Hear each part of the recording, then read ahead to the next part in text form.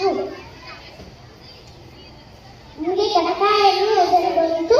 ನಂತರ ಯುದ್ಧವೊಂದರಲ್ಲಿ ಸೋತು ವೈರಾಗ್ಯ ಉಂಟಾಗಿ ಹರಿಭಕ್ತನಾದ ಶ್ರೀ ವ್ಯಾಸರಾಯರ ನೆಚ್ಚಿನ ಶಿಷ್ಯರಲ್ಲಿ ನಾನು ಒಬ್ಬ. ಎಲ್ಲರೂ ಅವರಿಂದಲೇ ಭಕ್ತಿಪೂರ್ವಕವಾಗಿ ಶ್ರೀಯಾಗಿರುತ್ತೇನೆ ಎಂದು ತೋರಿಸಿಕೊಟ್ಟವನು ನಾನು. ಅದಕ್ಕೆ ಸಾಕ್ಷಿ ಎಂಬಂತೆ ಕನಕ ಕಿಂಡಿ ಎಂದು ಹುಟ್ಟಿಬೆಳೆದಲಿದೆ.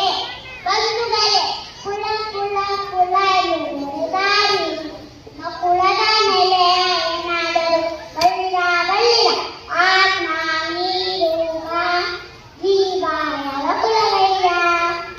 ಮಾನವ ಜೀವದ ಬಿಡು ಈ ಜನ್ಮದಲ್ಲೇ ಅದರ ಸಾಫಲ್ಯ ಕಾಣಬೇಕೆಂದು ನನ್ನ ನಿಲುವಾಗಿದೆ.